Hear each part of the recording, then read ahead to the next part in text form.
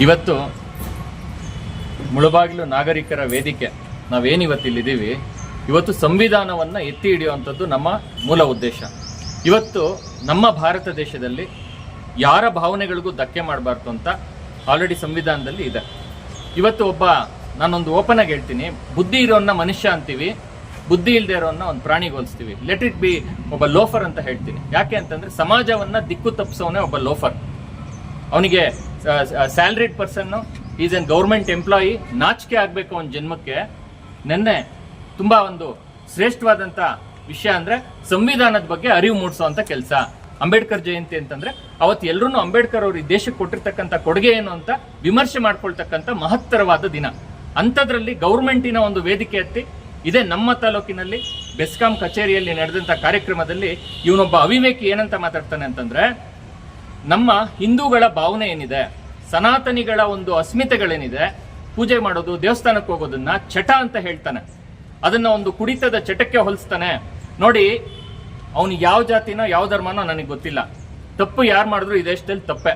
ದೆವ್ವ ಹಿಡಿದ್ರೆ ಮೆಟ್ಟಲ್ ಹೊಡಿ ಅಂತ ಹೇಳ್ತಾರೆ. ಇಂಥ ದೆವ್ವ ಹಿಡ್ದಿರೋರ್ಗೆ ಸಂವಿಧಾನ ಅನ್ನೋ ಒಂದು ಮೆಟ್ಟಲ್ಲಿ ಹಾಕ್ಬೇಕು. ಇವ್ರಿಗೆ ಸಂವಿಧಾನದ ಅಡಿಯಲ್ಲಿ ಮೆಟ್ಟಲ್ ಹೊಡೆದ್ರೆ ಇವ್ರಿಗೆ ಬುದ್ಧಿ ಬರೋದು. ಯಾಕೆ ಮಾತು ಹೇಳ್ತೀನಿ ಅಂತಂದ್ರೆ, ನಿಜವಾದಂತಹ ದಲಿತರು, ಹಿಂದುಳಿದಿರೋರ್ನ ಕಾಪಾಡೋದು ಅಂದ್ರೆ ಏನು? ರಿಫಾರ್ಮರ್ಸ್ ಏನ್ ಮಾಡಿದ್ರು ನಿಮ್ಗೆ ಹೇಳಿ? ಯಾವ ದೇವಸ್ಥಾನಕ್ಕೆ ಯಾರು ಅಡ್ಡಿ ಆಗ್ತಾ ಇದಾರೆ ಹೇಳಿ? ಅಲ್ಲಿ ನಾವು ನಾಗರಿಕ ವೇದಿಕೆಯಿಂದ ಬರ್ತೀವಿ, ವಿಮರ್ಶೆ ಮಾಡ್ತೀವಿ, ಜ್ಞಾನ ಕೊಡ್ತೀವಿ. ನಡಿಯಪ್ಪ, ನಾನು ನಿನ್ನ ದೇವಸ್ಥಾನಕ್ಕೆ ಕರ್ಕೊಂಡು ಹೋಗ್ತೀನಿ. ಎಲ್ಲಿ ನಿಮ್ಗೆ ಅಸ್ಪೃಶ್ಯತೆ ಇದೆ ನಾವು ನಿಮ್ ಜೊತೆ ಬರ್ತೀವಿ, ಅಲ್ಲಿ ಬದಲಾವಣೆ ತರೋಣ ಅನ್ನೋಂತ ಮನಸ್ಥಿತಿ ಒಬ್ಬ ಎಜುಕೇಟೆಡ್ ಇರ್ಬೇಕಾಗಿತ್ತು. ಆದ್ರೆ ಈ ಅವಿವೇಕಿ ಏನ್ ಮಾಡ್ತಾ ಇದ್ದಾನೆ, ದೇವಸ್ಥಾನಕ್ಕೆ ಹೋಗ್ಬೇಡಿ, ದೇವಸ್ಥಾನಕ್ಕೆ ಹೋಗೋದೊಂದು ಚಟ ಅಂತ ಹೇಳ್ಬೇಕಾದ್ರೆ ಅರ್ಥ ಮಾಡ್ಕೊಳ್ಳಿ ಇವ್ರ ಮನಸ್ಥಿತಿ ಯಾವ ಮಟ್ಟಕ್ಕಿದೆ. ಇವನ್ ಯಾವುದೋ ಒಂದು ರಾಜಕೀಯ ಷಡ್ಯಂತ್ರಕ್ಕೋಸ್ಕರನೋ ಅಥವಾ ಸಮಾಜವನ್ನು ಒಡೆದು ಲಾಭ ತಗೊಳ್ಳೋಕ್ಕೋಸ್ಕರನೋ ಈ ರೀತಿ ಎಲ್ಲ ಮಾತಾಡ್ತಿದ್ದಾನೆ. ಮತ್ತೆ ಇನ್ನೊಂದು ಆಘಾತಕಾರಿ ವಿಷಯ ಏನಂತಂದ್ರೆ, ಅದೊಂದು ಸ್ಟೇಜು, ಅದೊಂದು ಪಬ್ಲಿಕ್ ಹಬ್ಬ. ಅದು ಅಂತ ಹಬ್ಬದಲ್ಲಿ ಈತ ಏನ್ ಹೇಳ್ತಾನೆ, ಸ್ಟೇಜ್ ಮೇಲೆ ನಿಂತ್ಕೊಂಡು ನೀಟಾಗಿ ಹೇಳ್ತಾನೆ, ನನ್ನ ಸಮುದಾಯದವರೇ ಅಂತ. ಇದು ರಾಷ್ಟ್ರೀಯ ಹಬ್ಬಗಳನ್ನ ಮಾಡೋದು ಜನರಲ್ಲಿ ರಾಷ್ಟ್ರೀಯ ಸಾಮರಸ್ಯಗಳನ್ನ ಬೆಳೆಸಲಿಕ್ಕೆ ಹೊರತು ಜಾತಿ ಮಧ್ಯೆ ಡಿವೈಡ್ ಮಾಡೋದಕ್ಕಲ್ಲ. ಒಬ್ಬ ಎಜುಕೇಟೆಡ್ ಒಬ್ಬ ಆಫೀಸರ್ ಒಬ್ಬ ಥರ್ಡ್ ಕ್ಲಾಸ್ ತರ ಮಾತಾಡಿದ್ರೆ ನಿಜವಾಗ್ಲೂ ಯೋಚನೆ ಮಾಡಿ ನಮ್ಮ ದೇಶ ಯಾವ ಒಂದು ನಿಟ್ಟಿನಲ್ಲಿ ಹೋಗ್ತಾ ಇದೆ. ಅಡ್ಮಿನಿಸ್ಟ್ರೇಟರ್ಸ್ ದಯವಿಟ್ಟು ಇದನ್ನ ಗಮನಿಸಬೇಕು. ಇಂಥ ಕ್ರಿಮಿಕೀಟಗಳನ್ನ ಒದ್ದು ಆಚೆಗೆ ಹಾಕ್ಬೇಕು, ಇಂಥವ್ರನ್ನ ಡಿಸ್ಮಿಸ್ ಮಾಡಬೇಕು. ನಮ್ಮ ದೇಶದ ಅಸ್ಮಿತೆಗಳ ಮೇಲೆ ನಂಬಿಕೆ ಇಲ್ಲದೆ ಇರೋನ್ಗೆ ಅವ್ನು ನಿಜವಾಗ್ಲೂ ಹೊಟ್ಟೆಗೆ ಅನ್ನ ತಿನ್ನಂಗಿದ್ರೆ ಫಸ್ಟ್ ಅವನು ಸಾರ್ವಜನಿಕರಿಂದ ಟ್ಯಾಕ್ಸ್ ಕಲೆಕ್ಟೆಡ್ ಮನಿ ಇವತ್ತು ಸ್ಯಾಲರೀಸ್ ಅಂತ ಹೋಗ್ತಿರೋದು. ಆ ರೆಸ್ಪೆಕ್ಟ್ ಇರಬೇಕು. ಸರ್ಕಾರಿ ಕೆಲಸ ದೇವರ ಕೆಲಸ ಅಂತಾರೆ. ಇಂಥವ್ರು ಇದ್ಬಿಟ್ರೆ ಏನಂತಾರೆ ಗೊತ್ತಾ, ಸರ್ಕಾರಿ ಕೆಲಸ ಅಂದ್ರೆ ಚಟ ಅಂತ ಆಗುತ್ತೆ. ಇವ್ನು ಹೇಳ್ತಾ ಇರೋದು ಅದೇ ಅರ್ಥ ಬರುತ್ತೆ. ಸೊ ಇಂಥವ್ರನ್ನ ಈ ಕೂಡಲೇ ಅವ್ನಿಗೇನ್ ಕೆಲಸ ಇದೆ ಅದರಿಂದ ಡಿಸ್ಮಿಸ್ ಮಾಡಬೇಕು. ಬೇರೆಯವ್ರು ಯಾರು ಈ ರೀತಿ ಸ್ಟೇಜ್ ಮೇಲೆ ಮಾತಾಡದೇ ಇರೋ ರೀತಿ ಒಂದು ತಕ್ಕ ಪಾಠ ಇವನಿಗೆ ಸಂವಿಧಾನಿಕವಾಗಿ ಅಳವಡಿಸೋ ರೀತಿಯಲ್ಲಿ ಇವನಿಗೆ ಕೊಡಬೇಕು. ಇವನು ಇಡೀ ಸಮಸ್ತ ಸನಾತನಿಗಳನ್ನ ಇವನು ಕ್ಷಮೆ ಕೇಳಬೇಕು. ಮೊದಲನೇದಾಗಿ ಈ ಅವಿವೇಕಿ. ಯಾಕಂತಂದ್ರೆ ಇವತ್ತು ಸನಾತನ ಧರ್ಮ ಬಗ್ಗೆ ಯಾರು ಬೇಕೋ ಮಾತಾಡ್ಬೋದು, ದೇವಸ್ಥಾನಗಳ ಬಗ್ಗೆ ಏನ್ ಬೇಕೋ ಮಾತಾಡ್ಬೋದು. ಜಾಸ್ತಿ ವ್ಯೂಸ್ ಬಂದ್ಬಿಡುತ್ತೆ ಅನ್ನೋ ಒಂದು ಭ್ರಮೆಯಲ್ಲಿ ಯಾರಿದ್ದಾರೆ ಇವತ್ತು ನೀವು ಅರ್ಥ ಮಾಡ್ಕೊಳ್ಳಿ. ನೀವು ಕುಡಿತಾ ಇರೋ ಗಾಳಿ, ನೀರು, ಬೆಳಕು, ಸೈನ್ಸ್ ಎಷ್ಟೇ ಡ್ರೈವ್ ಮಾಡಿದ್ರು ಕೂಡ ಎಲ್ಲೋ ಒಂದ್ ಕಡೆ ಅದು ಕಣ್ಣಿಗೆ ಕಾಣದೇ ಇರ್ತಕ್ಕಂಥ ಶಕ್ತಿ ಇದೆ. ಅದು ನಮ್ಮ ಒಂದು ನಂಬಿಕೆ ಇದೆ. ನಮ್ಮ ನಂಬಿಕೆಗಳನ್ನ ಗೌರವಿಸಬೇಕು ಅಂತ ಈ ಸಂವಿಧಾನ ಹೇಳುತ್ತೆ. ಇದು ಯಾರ ಅಪ್ಪನ ಮನೆ ಆಸ್ತಿ ಅಲ್ಲ. ಸಂವಿಧಾನ ಯಾವುದೋ ಒಂದು ಸಮುದಾಯಕ್ಕೂ ಸೀಮಿತ ಅಲ್ಲ, ಯಾರೋ ವ್ಯಕ್ತಿಗೂ ಸೀಮಿತ ಅಲ್ಲ. ಅದು ಎಲ್ಲರನ್ನೂ ಕಾಪಾಡುವಂತ ಒಂದು ರಕ್ಷಣಾ ವ್ಯವಸ್ಥೆ ಅದು. ಆ ವ್ಯವಸ್ಥೆನ ಇವತ್ತು ಕುಂಠಿತ ಮಾಡೋದಕ್ಕೆ ಇಂಥ ಥರ್ಡ್ ಕ್ಲಾಸ್ ತಕ್ಸ್ಗಳು ಇವತ್ತು ಪ್ರಯತ್ನ ಮಾಡಿದಾಗ, ಅದು ನಮ್ಮ ತಾಲೂಕಿನಲ್ಲಿ ದೇವಮೂಲೆ ಅಂತ ಕರೀತಾರೆ. ಪ್ರತಿಯೊಂದು ಪೊಲಿಟಿಷಿಯನ್ ಇಲ್ಲಿಗೆ ಬಂದು ಪೂಜೆ ಮಾಡ್ಕೊಂಡು ಹೋಗ್ತಾನೆ. ಜನರನ್ನ ಮಿಸ್ಗೈಡ್ ಮಾಡೋದನ್ನ ನೀವುಗಳು ನಿಲ್ಲಿಸದೇ ಇದ್ರೆ ಜನ ನಿಮ್ಮನ್ನ ಸುಮ್ಮನೆ ಬಿಡಲ್ಲ. ಇನ್ ಮುಂದಕ್ಕೆ ಹುಷಾರಾಗಿರಿ. ನಮ್ಮ ನಾಗರಿಕ ವೇದಿಕೆಯಿಂದ ನಿಮ್ಮ ಮೇಲೆ ಕಂಪ್ಲೇಂಟ್ ಹಾಕಿದೀವಿ. ನಿಮಗೆ ಗೊತ್ತಾಗುತ್ತೆ ಜುಡಿಷಿಯರಿ ಅಂದ್ರೆ ನೀವೇನ್ ಅನ್ಕೊಂಡಿದ್ದೀರಾ, ಆಡಳಿತ ಅಂದ್ರೆ ಏನ್ ಅನ್ಕೊಂಡಿದ್ದೀರಾ. ಅಡ್ಮಿನಿಸ್ಟ್ರೇಷನ್ ಅಲ್ಲಿ ಕೂಡ ನಮ್ಮ ಪೇಟ್ರಿಯಾಟಿಸಮ್ ಇರ್ತಕ್ಕಂಥ ಅಧಿಕಾರಿಗಳು ಇನ್ನ ಇದ್ದಾರೆ.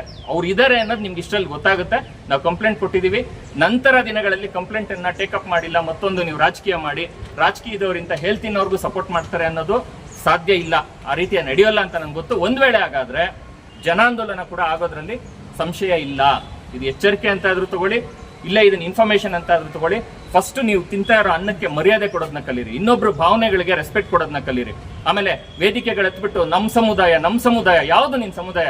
ಈ ದೇಶದ ಪ್ರತಿಯೊಬ್ಬ ಪರ್ಸನ್ ಟ್ಯಾಕ್ಸ್ ಕಟ್ಟಿರೋದು ನಿನ್ ಸ್ಯಾಲರಿಯಲ್ಲಿ ತಿಂತಾ ಇದೆಯಾ? ನಿನ್ ಹೊಟ್ಟೆಗೆ ಏನ್ ತಿಂತೀಯ ಈ ರೀತಿ ಮಾತಾಡೋದಕ್ಕೆ ಅಂತ ಕೇಳೋರು ಯಾರು ಇಲ್ಲ ಅನ್ಕೊಂಡಿದೀರಾ? ಇನ್ಮೇಲೆ ಈ ಮಾತನ್ನ ಕೇಳ್ತೀವಿ. ದಯವಿಟ್ಟು ನೀವು ಯಾವುದೇ ಒಂದು ಗೌರ್ಮೆಂಟ್ ಸರ್ವಿಸ್ ಅಲ್ಲಿ ಇದ್ದಾಗ ಒಂದು ಗಮನ ಇಟ್ಕೊಳ್ಳಿ. ನಿಮ್ಮಂತ ತಕ್ಸಿಂದ ಎಷ್ಟೋ ಒಳ್ಳೆಯವ್ರಿಗೆ ಕೆಟ್ಟ ಹೆಸರು ಬರುತ್ತೆ. ನೀವು ಮೊದಲನೇದಾಗಿ ತಿಳ್ಕೊಬೇಕಾಗಿರೋದು, ನೀವು ಈ ದೇಶದ ಸ್ವತ್ತು. ಇಷ್ಟ ಬಂದಂಗೆ ಮಾತಾಡಂಗಿದ್ರೆ ರಾಜೀನಾಮೆ ಕೊಟ್ಟು ಮನೆಗೆ ಹೋಗಿ. ಎಲ್ಲರಿಗೂ ನಮಸ್ಕಾರ. ಈ ದಿನ ಈ ತಿಂಗಳ 14 ಅಂಬೇಡ್ಕರ್ ಜಯಂತಿಯ ಪ್ರಯುಕ್ತ ನಮ್ಮ ಮುಳಬಾಗಿಲು ತಾಲೂಕಿನ ಬೆಸ್ಕಾಂ ಕಚೇರಿಯಲ್ಲಿ ಒಂದು ಅಂಬೇಡ್ಕರ್ ಜಯಂತಿಯನ್ನು ಆಚರಣೆ ಮಾಡ್ತಾರೆ. ಈ ಒಂದು ಅಂಬೇಡ್ಕರ್ ರವರ ಜಯಂತಿಯನ್ನು ಆಚರಣೆ ಮಾಡುವಂಥ ಸಂದರ್ಭದಲ್ಲಿ ನಾವೇನು ಒಂದು ಅಫಿಷಿಯಲ್ಸ್ ಅಂತೇಳಿ ನಾವು ಕರಿತೀವಿ, ನಮ್ಮ ಮುಳಬಾಗಿಲು ತಾಲೂಕಿನ ತಾಯ್ಲೂರು ಹೋಬಳಿಯ ಜೆಇ ಅವರು ಕೂಡ ಈ ಒಂದು ಕಾರ್ಯಕ್ರಮದಲ್ಲಿ ಭಾಗವಹಿಸ್ತಾರೆ. ಈ ನಮ್ಮ ಜೆಇ ಅವರು ಅಂಬೇಡ್ಕರ್ ಜಯಂತಿಯ ಪ್ರಯುಕ್ತ ಅಂಬೇಡ್ಕರ್ ಅವರ ಸಾಧನೆ, ಅಂಬೇಡ್ಕರ್ ಅವರ ಮಾರ್ಗದರ್ಶನ, ಅಂಬೇಡ್ಕರ್ ಅವರ ಸಿದ್ಧಾಂತನ ಜನಕ್ಕೆ ತಿಳಿಸುವಂಥ ಕೆಲಸ ಮಾಡಬೇಕು. ಯಾಕೆಂತಂದರೆ ಇವರು ಒಬ್ಬ ಎಜುಕೇಟೆಡ್ ಪರ್ಸನ್ ಜೆಇ. ಈ ಒಬ್ಬ ಜೆಇ ವ್ಯಕ್ತಿ ಅಂಬೇಡ್ಕರ್ ಅವರ ಸಿದ್ಧಾಂತ, ಮಾರ್ಗದರ್ಶನ ಇವು ಯಾವುದನ್ನು ಜನಕ್ಕೆ ತಿಳಿ ಹೇಳ್ದಿರಾ, ನಿಮ್ಮ ಊರಲ್ಲಿ ಎಲ್ಲಿ ಪವರ್ ಇಲ್ಲ, ನಿಮ್ಮೂರಲ್ಲಿ ಏನು ತೊಂದರೆ ಆಗ್ತಿದೆ ಇದ್ರ ಬಗ್ಗೆ ಕೇಳೋದನ್ನು ಬಿಟ್ಟು ನಮ್ಮ ಹಿಂದೂ ಸನಾತನ ಧರ್ಮವನ್ನು ಕಿತ್ತು ಆಚೆ ಹೋಗಿದೆ ಅನ್ನೋ ರೀತಿಯಲ್ಲಿ ಒಂದು ಸಾರಾಯಿ ಚಟಕ್ಕೆ ಹೋಲಿಕೆ ಮಾಡುವಂಥ ವ್ಯಕ್ತಿ ಇವತ್ತು ನಮ್ಮಲ್ಲಿ ಒಬ್ಬ ಹಿಂದೂ ಆಗಿ ಹೆಸರಲ್ಲೇ ಇದೆ, ಆಂಜನಪ್ಪ.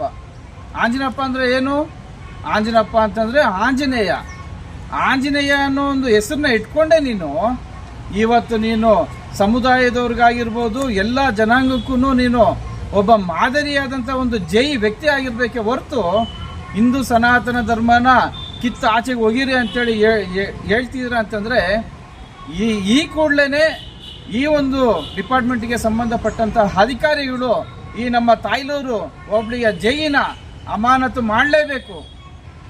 ಈ ಒಂದು ಕೊಟ್ಟಿರುವಂಥ ಒಂದು ಸ್ಟೇಟ್ಮೆಂಟ್ ಇವರು ಹಿಂದೂ ಸನಾತನ ಧರ್ಮನ ಹಾಗೂ ಸಾರಾಯಿನ ಪಕ್ಕಕ್ಕಿಡಬೇಕು. ನಿಜ, ಸಾರಾಯಿನ ಪಕ್ಕಕ್ಕಿಡಬೇಕು. ಸಾರಾಯಿನ ಹಿಂದೂ ಸನಾತನ ಧರ್ಮನ ನೀನು ಎರಡಕ್ಕೂ ನೀನು ಹೋಲಿಕೆ ಮಾಡುವಂಥ ಒಬ್ಬ ವ್ಯಕ್ತಿ ನೀನು ಆಗಿದೆಯಾ ಅಂತಂದರೆ ಇವತ್ತು ನಾವು ದಲಿತರು, SC ST, ಜನರಲ್ಲು, OBC ಎಲ್ಲರೂ ನಾವೆಲ್ಲನೂ ಇವತ್ತು ಒಟ್ಟಿಗೆ ನಾವು ಕೂಡಿ ನಾವು ಬಾಳ್ತಾ ಇರುವಂಥ ಸಮಾಜದಲ್ಲಿ ಇವತ್ತು ಹಿಂದೂ ಸನಾತನ ಧರ್ಮನ ನೀವು ಆಚೆ ಇಡಬೇಕು, ಯಾವುದೇ ಪೂಜೆ ಪುರಸ್ಕಾರಗಳನ್ನ ಮಾಡಬಾರ್ದು ಅಂತೇಳಿ ನೀನು ಹೇಳ್ತಿದೀಯ ಅಂತಂದರೆ ನೀನು ಯಾವುದೇ ಕಾರಣಕ್ಕೂ ಈ ಒಂದು ಜನಕ್ಕೆ ಒಂದು ಸೇವೆ ಕೊಡುವಂಥ ಅಧಿಕಾರದಲ್ಲಿ ಇರೋದಕ್ಕೆ ಸಾಧ್ಯನೇ ಇಲ್ಲ ಅಂತೇಳಿ ಈ ಒಂದು ಸಂದರ್ಭದಲ್ಲಿ ನಾನು ಹೇಳೋದಕ್ಕೆ ನಾನು ಇಷ್ಟಪಡ್ತೀನಿ.